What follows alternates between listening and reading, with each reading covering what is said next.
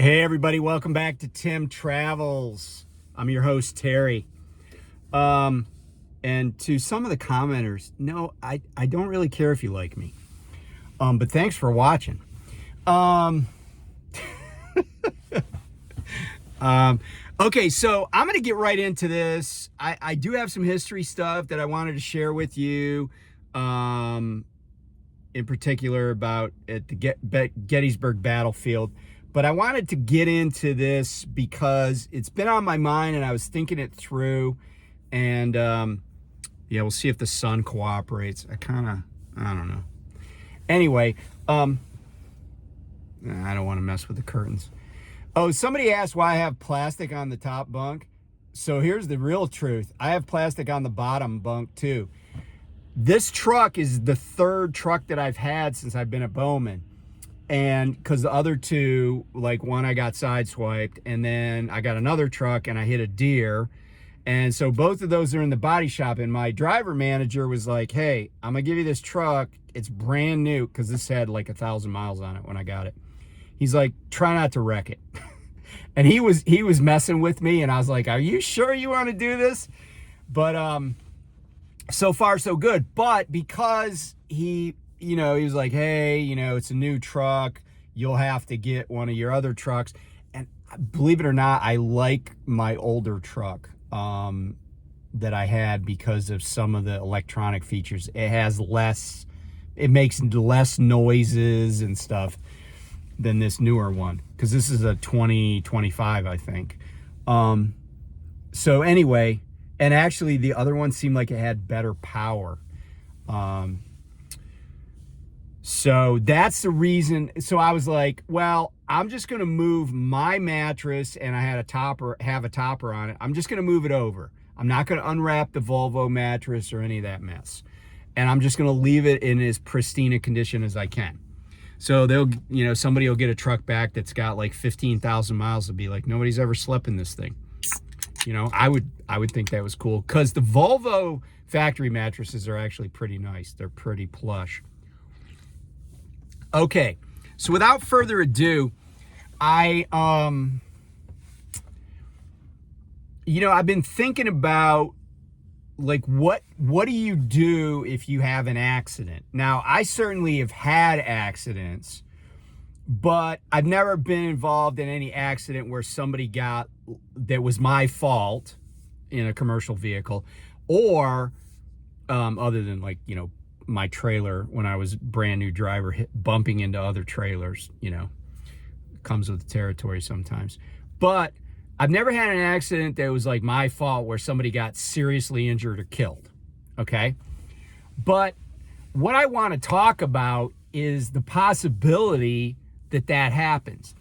And I want to talk about it from two perspectives. One is, you get in a serious accident where somebody is badly hurt or killed, and you're not at fault. And then talk about, what do you do if same outcome, but you are at fault? And here's the first most important thing.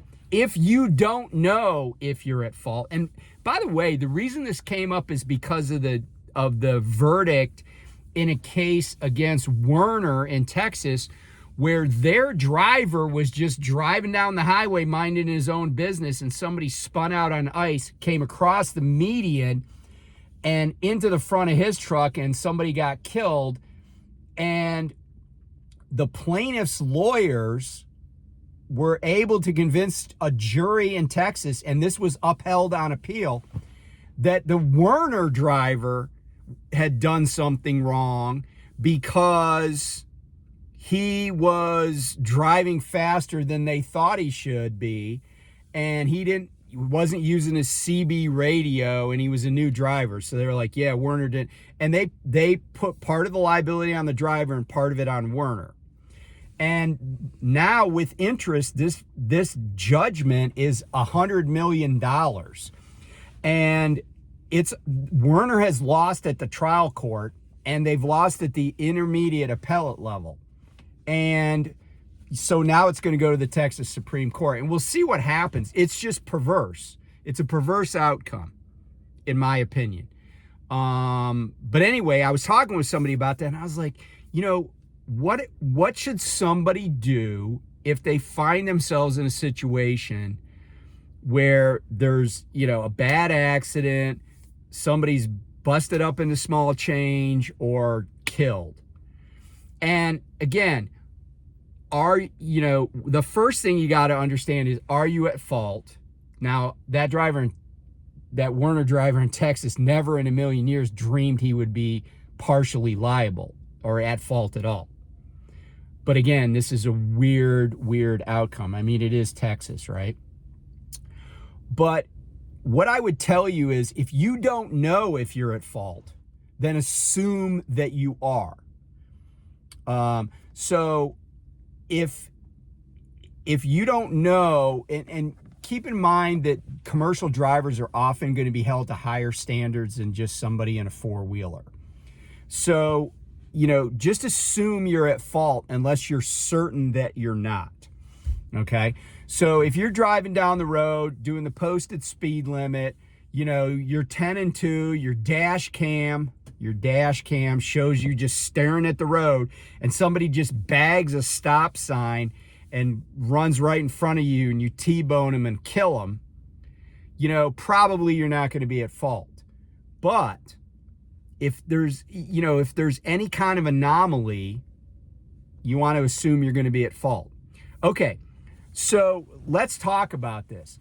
And really, this isn't so much about what you say at the scene, although less is better, but it's the process afterward. And one of the things that I think people are like confused about, or maybe don't understand, is this.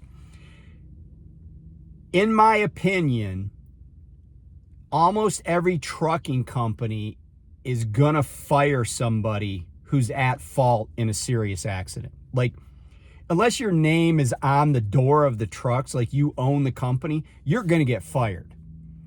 But it may not happen right away. And here's why. Your company may say, we're gonna put you on desk duty. But really what they're doing is, they're not gonna give you your job back, right? What they're doing is they're trying to placate you and keep you at least interested in thinking that they care about you, so that you will cooperate with their attorneys or the insurance company's attorneys so they can get the best possible outcome. But remember this, no insurance company that covers your trucking company or your company's lawyers are your friends in that situation. In fact, I would recommend getting my own attorney. They are not going to look out for your best interests. They're going to can you, but they are also going to try to put as much liability as possible on you. Because in the Texas case, that driver, even though I don't think he's at fault at all, I think he was found by the jury to be 16% responsible, because they have a comparative negligence regime. But I want to suggest that if you think you're at fault, that you don't cooperate at all with your company. And in fact, you get an attorney, or you could even do this yourself. And when the eventual lawsuit comes, and it will, you go to the plaintiff's attorney and you say, hey, I don't have any money.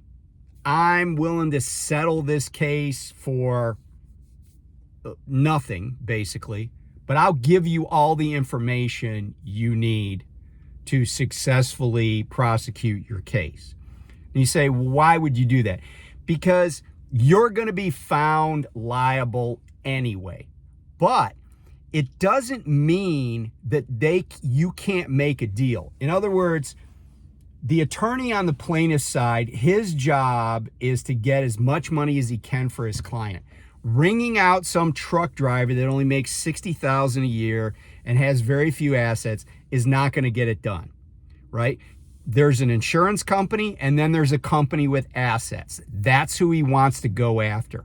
If you approach them and say, look, my driver manager always had me running a second set of logs, like in the Triton case in Virginia, or if you were like, yeah, they said this had to get delivered, and I told them the weather was bad, but they just made me do it. That's the kind of information that a plaintiff side lawyer is going to want to hear. And if you're willing to cooperate with the plaintiff side and say, look, I'll tell you the truth, I'll tell you everything you need to know, throwing your company under the bus is not going to hurt you in terms of employment, because they're going to fire you anyway, and they're going to put on your DAC that you had a fatal accident, and you're probably never driving a truck again, or at least not for a long time, unless you, again, own the company. So protect yourself. You do not have a duty under, any regime that I can think of to help your company. You don't. You're an at-will employee. Now, they may keep you around because they want to keep you happy and they want you to say what they want you to say. But you don't owe them anything. They gave you a job, but that job's out the window. And, that's the situation and that's the scenario. Now, if you're not at fault and you're not at fault, then you want to cooperate. I do know truck drivers who have been involved in fatal accidents and they weren't at fault and they kept their jobs. Okay, it does happen. People pull out in front of you. Sometimes it's, suicide by truck. It happens. But you're going to kind of know that, you screwed up. And once you know that, then just protect yourself. Keep as much as you can. And, try to avoid, ending your freedom, right? So if the police are going to do what the police are going to do without regard to the civil consequences. Now, if you have a case where you're charged with something, but it hasn't yet been adjudicated, then you don't want to cooperate with anybody. You don't even want to give a statement to your own company, because it's possible that it's attorney-client privileged, but if you just give a statement to your safety, department, that is not privileged. Okay? That is discoverable, and it can be obtained by both prosecutors and plaintiff side attorneys. So you don't even want to give a statement to your own company if you know that you're at fault, because that's going to be used against you both by your company's going to fire you, but that's discoverable and it's not privileged unless the safety director at your company is a licensed attorney. There's no other privilege that's going to fly. There's no such thing. I mean, unless they're a priest or a psychologist and, or a lawyer, there's no privilege. There's not, like some states there's accountant client privilege, but not all. So don't say anything, because what's done is done and you can't help yourself by running your mouth. Okay? So, and here's the other thing I want to add, and this is an important point. Let's say that you have an accident, whether you're at fault or not. Let's say that you hit a car and then they go off into the woods and people get killed, and you go off into the woods and you get hurt. Do not be afraid to file a workers' comp claim. You're entitled to workers' comp even if you did something that was your fault, as long as you weren't outside the scope of your employment. And the company has insurance for that. So don't be afraid to do everything you can to protect yourself. If you're entitled to workers' comp and you're busted up in a small change and just like the other people are, you're entitled to it. Don't feel bad about getting workers' comp just because you killed somebody or you harmed somebody. Because, it's part, I mean, no one wants to do it, but it happens in this industry. And even though you might be a solid driver, if you make one mistake, it can happen. And it doesn't mean that you're a terrible human being. It just means you're a human. And you need to take care of number one, because no one else is going to look out for you unless you hire an attorney. So if I was in an accident, even if it was my fault, if I was hurt, I would definitely file a workers' comp claim, and I would, make my company's insurance workers' comp carrier cover me for as long as necessary. And if I was permanently disabled, then I would probably be I might sue my own company. I might sue the manufacturer of the truck I was in, even if I was at fault in the accident. And you say, oh, that rubs me the wrong way. Well, guess what? That's how things work in the real world. And there's a lot of people that have some crazy, skewed idea about ethics and morality, and they'd rather sit in the poorhouse than take advantage of something that's in place to protect them and to help them. The company's paying the workers' comp policy anyway. You might as well use it if you're harmed. So anyway, I know this might engender some questions, but I just come across situations where drivers get screwed over, and a lot of times it's not deserved. It's not deserved. And somebody just needs to tell people. And that's the thing, right? Like, your company is not going to inform you of your right to not talk to them. Your company's attorney is not going to inform you. The attorney will be like, yeah, I'm your lawyer. Forget about it. They're not your lawyer, okay? Unless they have an engagement agreement with you, they're not your lawyer. You and your company, if you have a wreck, are not on the same side. Don't ever think that protecting your company over protecting yourself is a good idea. Unless, like I said, your name's on the door. So anyway, questions, comments, put them down. I'll try to answer them. And by the way, this is not legal advice, okay? This is not my advice as an attorney. I'm not giving you any legal advice. I'm telling you how to protect yourself and how to look out for number one. And it's stuff that I would do too. So if you have any questions, let me know. I'm not going to answer specific, like, oh, this is what happened to me. I do have people call me every once in a while and say, hey, what do you think about this? And I would just say in general terms, here's what I think. And people could take it for what it's worth, but I'm not out here giving, people legal advice. I'm not being retained by anybody, but I do want people to know what their rights are. So anyway, I will talk to you soon. I'm just out here running my sawdust. Having a good week so far. I'm averaging about 490 miles a day, so that'll help come payroll time. So anyway, be safe. Talk to you soon. Bye.